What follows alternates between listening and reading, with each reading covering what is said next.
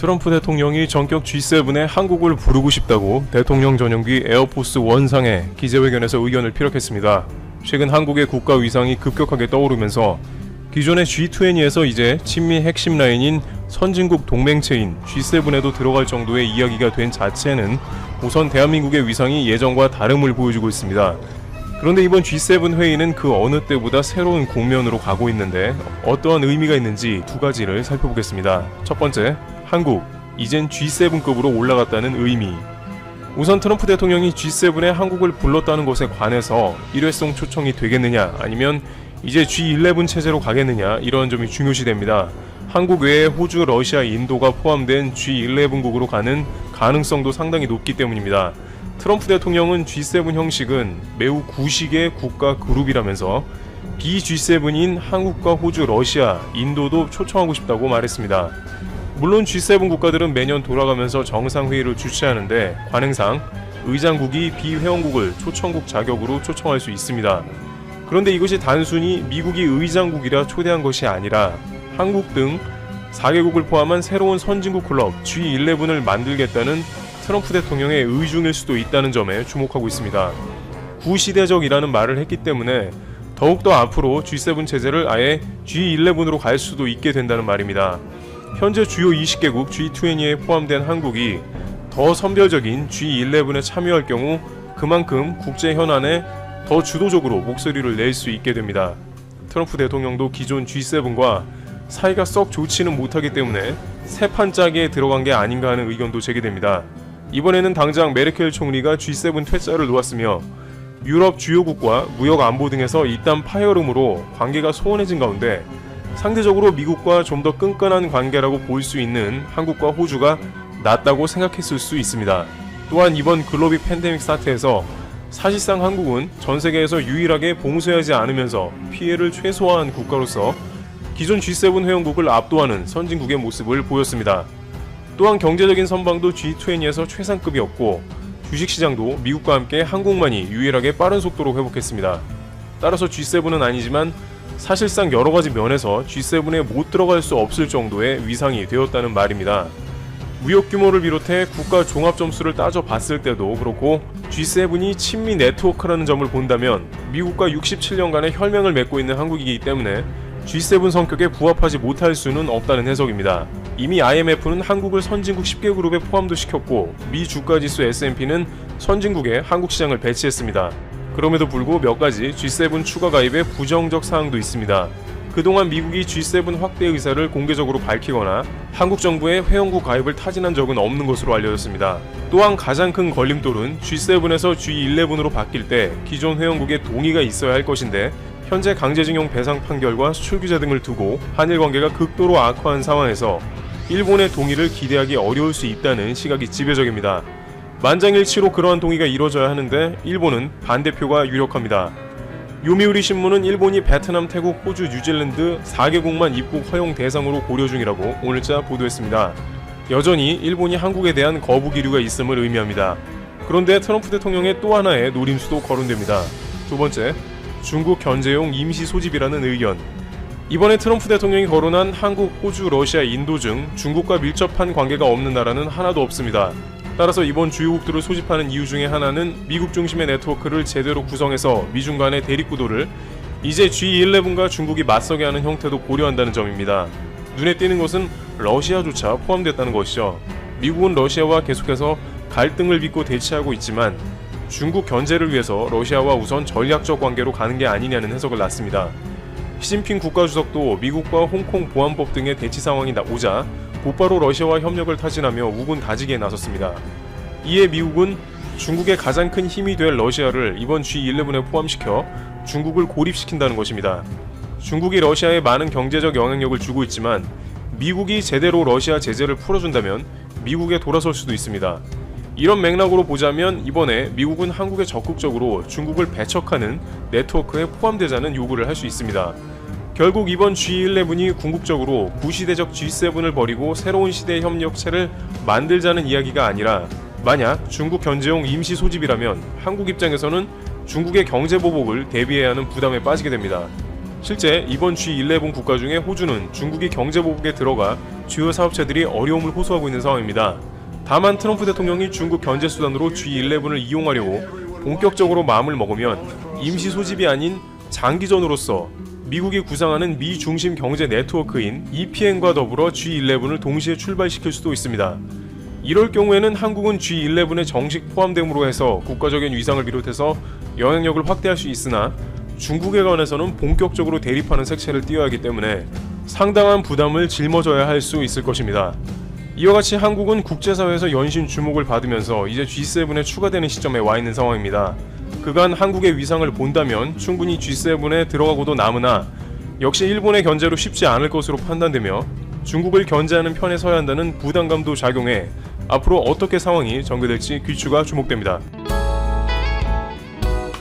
탁현민 전 행정관이 16개월 만에 청와대 의전비서관으로 전격 승진돼 복귀한다는 내용이 보도되지 않았습니까? 그러자 4.15 총선에서 참패한 국민의당과 정의당에서 반발하고 있는 상황입니다. 참고로 국민의당 안혜진 대변인은 엊그제 논평을 통해 문재인 대통령은 본인을 페미니스트라고 자처해 왔다는 점에서 도저히 납득할 수 없다. 탁현민 행정관의 승인 재임용을 즉각 철회하라고 촉구했습니다.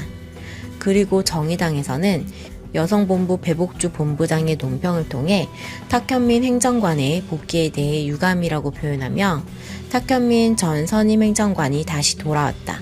청와대는 성평등 사회에 대한 요구에 답할 의지가 있는가? 청와대는 이번 인선으로 실망하고 좌절한 여성들의 목소리에는 어떻게 응답할 것인가? 당시 여성계는 여성을 성적 대상화, 도구화한 그의 성차별적인 인식을 문제 제기했고 사퇴를 요구했다. 하지만 사퇴도 경질도 사과도 없었다 라고 비난했습니다. 아니, 지난 4.15 총선 때 정의당 비례대표들이 얼마나 많은 비난을 받았습니까? 그런데도 심상정 대표는 쌓안고 가자 이러지 않았습니까? 그러니까 왜 정의당 비례대표들은 되고 탁현민 비서관은 안 되고, 이러니까 국민들한테 정의당은 정의 없는 당, 의리도 없고 원칙도 없는 선택적인 정의당이라고 조롱을 받는 것 아닐까요?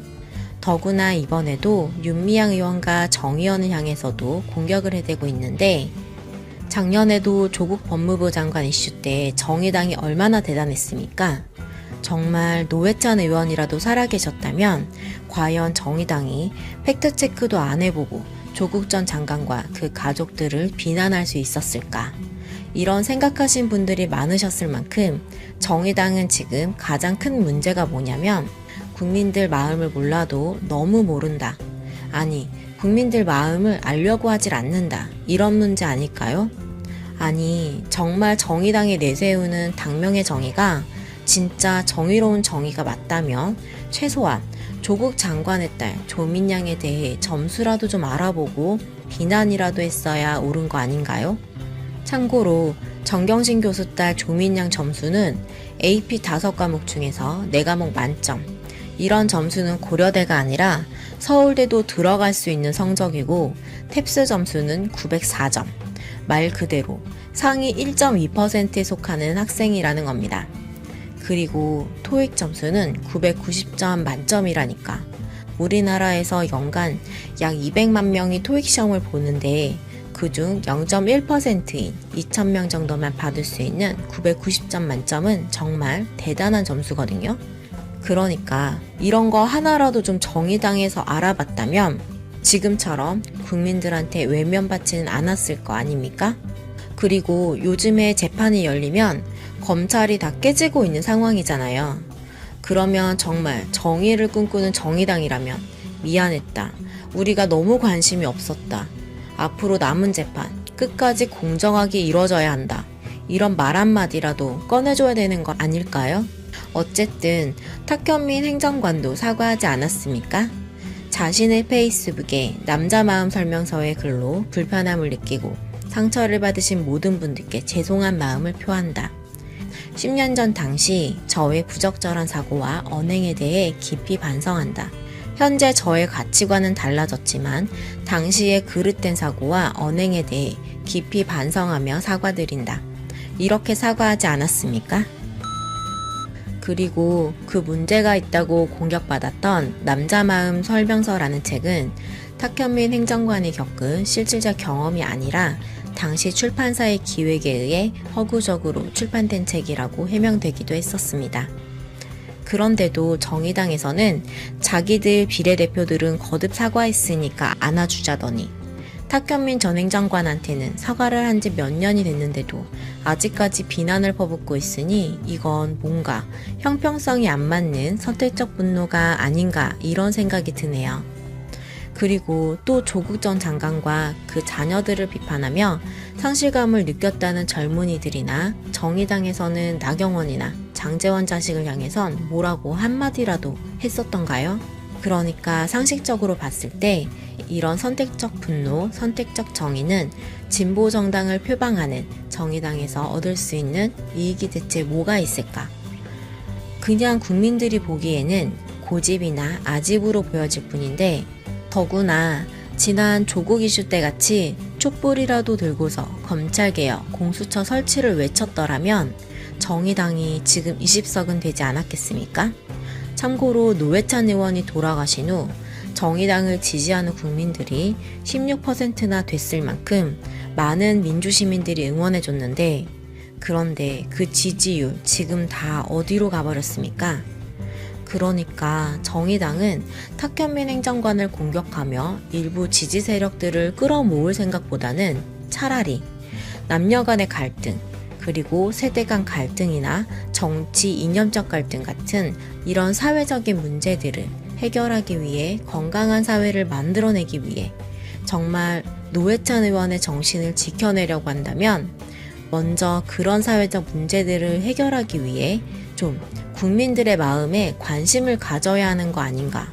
그래야 정의당이 바로 설 수 있는 거 아닌가? 아니, 지금 생각해도 정말 이해가 안 되는 게요. 조국 전 법무부 장관 이슈가 터졌을 때 인터넷이라도 좀 검색을 해봤다면 다 나왔던 거 아닙니까? 조민양은 정유라와 다르게 점수가 정말 높았고 동양대 표창장을 위조하려면 워드밖에 모르는 정경심 교수가 포토샵은 어떻게 할 줄 알았을까? 금박이나 은박 같은 색상을 일반 프린터로 출력해서 위조할 수 있었을까? 아니, 이런 단순한 의문이라도 정의당은 좀 가졌어야 하는 거 아닙니까? 그러니까 지금 재판이 열릴 때마다 작년에 드러났던 의문들이 다 사실로 드러나는 상황이잖아요. 조국 펀드는 익성 펀드. 그래서 기자들이 요즘 사모펀드 문제는 기사 한 줄도 못 쓰는 상황이고 동양대 표창장 직인 문제는 정경심 교수의 컴퓨터에서 나오지 않았다. 이렇게 검찰이 스스로 고백했고 부산대 의전원 입시 때 논문이 제출되지도 않았었고 동양대 표창장 문제는 부산대 의전원 입시 때 아무런 도움이 안 됐다. 이런 증언들이 빵빵 터져 나오는 상황이라는 거죠. 그런데 이런 얘기들은 이미 작년부터 인터넷에서 다 떠돌아다닌 얘기였었는데 그걸 또 정의당에서는 확인해 보지도 않았다는 것. 그래서 정의당의 문제는 국민들 마음에 관심이 없는 거 아닌가? 지금 검찰이나 적폐 세력들의 공격에 아주 잔인하게 당하는 피해자가 있어도 정의당은 관심이 없는 거 아닌가? 이런 의심이 드는 거 아닙니까? 고작 10분, 20분, 아니 길게 잡더라도 한두 시간이라도 인터넷으로 검색이라도 해보면 다 찾을 수 있는 사실들을 왜 정의당은 외면하고 있는지 그게 참 이해가 안 되는 상황입니다.